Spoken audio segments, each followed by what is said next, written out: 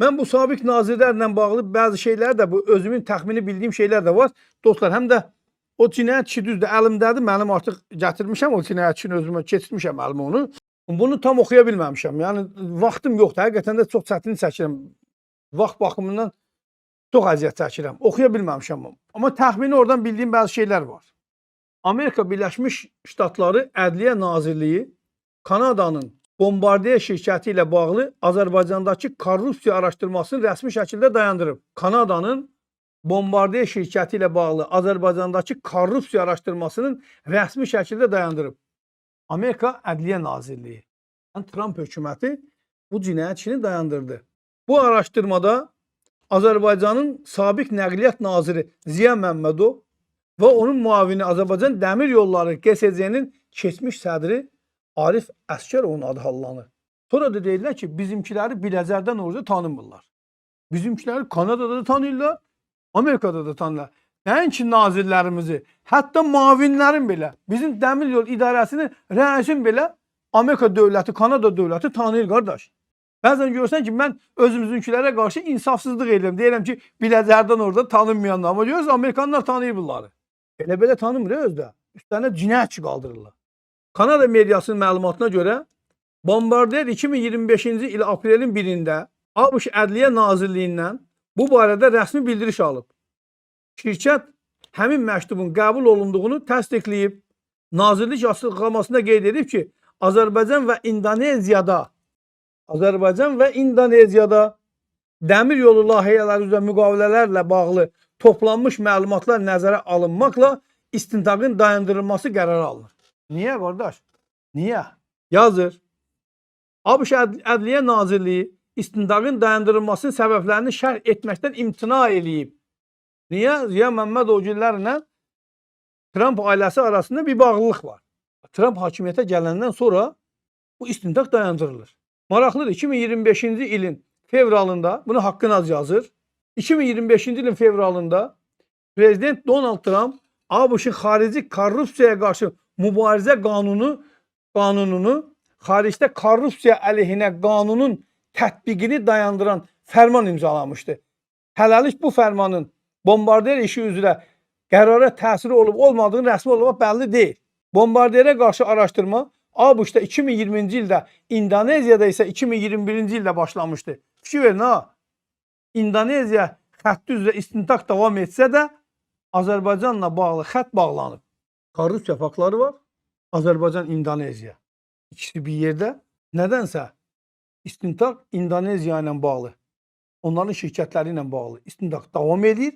Amma Azərbaycanla bağlı olan hissəsi bağlanılır. Xatırladaq ki, 2013-cü ildə Azərbaycan Nəqliyyat Naziri və Bombardier arasında Bakı-Qazax böyük kəsik dəmir yolu xətti üzrə siqnalizasiya sistemlərinin təchizatı ilə bağlı 350 milyon dollarlıq müqavilə imzalanıb.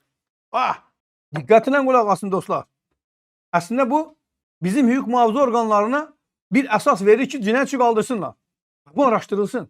Bir daha təkrarlayıram, 2013-cü ildə Azərbaycan Nəqliyyat Nazirliyi və Bombardier arasında Bakı-Qazax böyük kəsik dəmir yolu xətti üzrə siqnalizasiya sistemlərinin təchizatı ilə bağlı 350 milyon dollarlıq müqavilə imzalanıb. Layihəni Bombardier İsveçdəki törəmə şirkəti Bombardier Transportation həyata keçirib.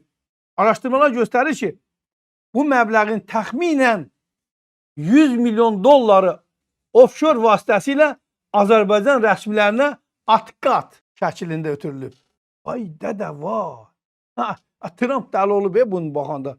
Bir əməliyyatdan 100 milyon. Nə deməkdir bu? Bir əməliyyat deyəcəmi? Siqnalizasiya xəttinin özdə harada? Balaca bir yer. Bakı-Qazax böyük kəsik dəmir yolu xətti. 600 kilometr. Siqnalizasiya sistemlərinin təchizatı ilə bağlı. 350 milyon pul ödənilir. Bunun 100 milyonu at-qat şəklində geri qaytarılır. Bizim hüquq mühafizə orqanlarına mən baş prokurorluğa və dövlət təhlükəsizlik xidmətinə buradan müraciət edirəm.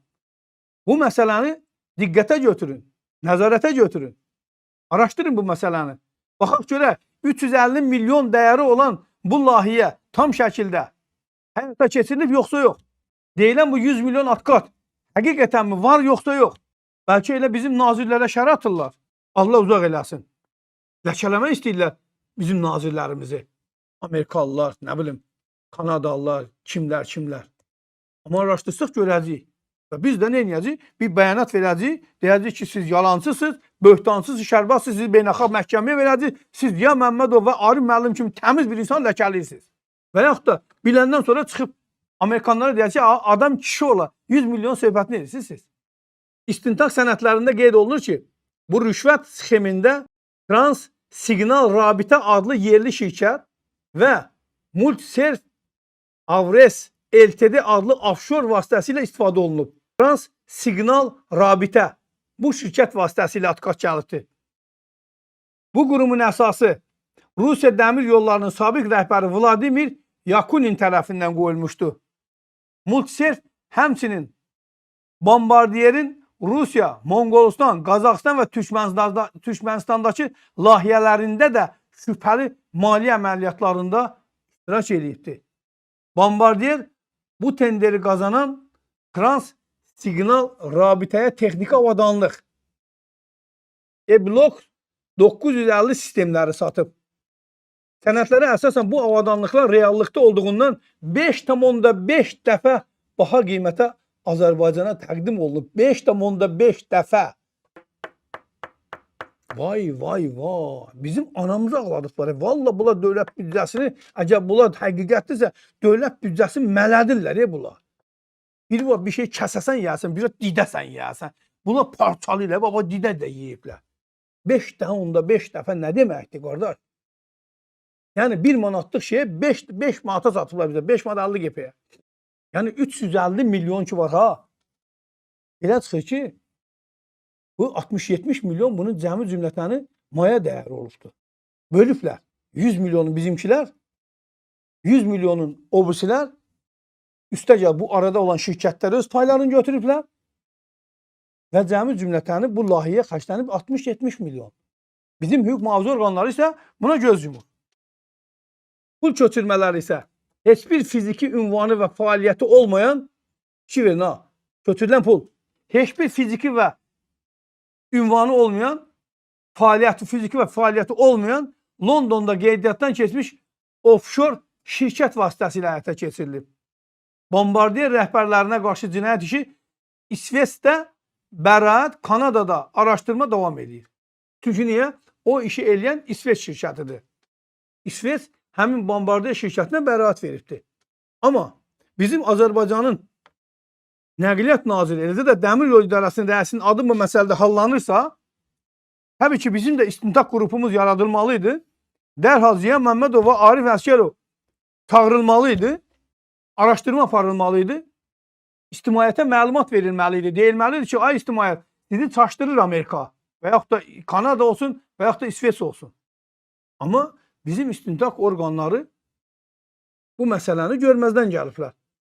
Bu korrupsiya qalmaqalı ilə bağlı İsveçdə Bombardiyerin deməli bu filialın vitse-prezidenti Thomas Bumerə qarşı cinayət işi açılıb. Lakin Stockholm məhkəməsi 2021-ci ilin dekabrında ona bəraət qazandıraraq azad eləyib.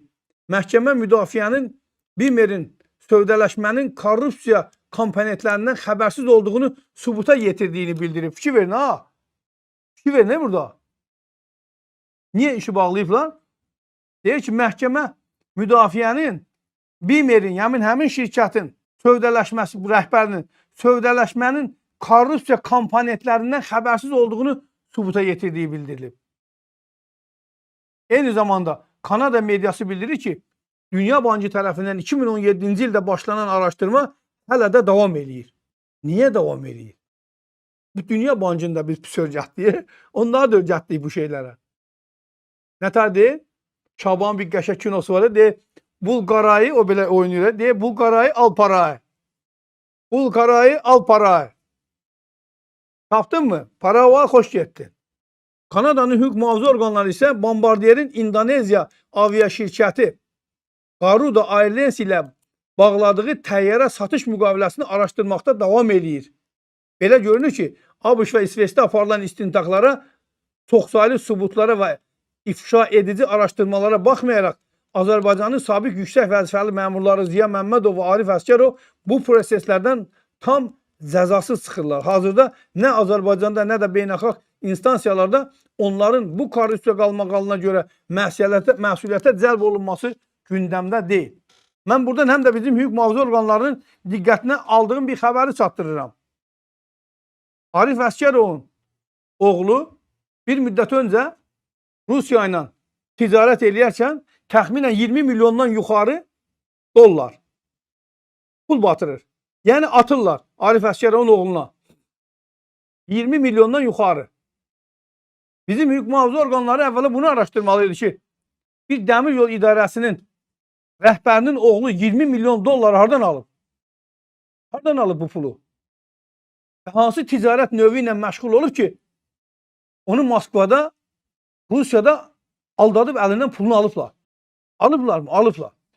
Bu işdə iştirak edənlər var əlavə. 2 qardaş, onlar həbsxanadan çıxıblar.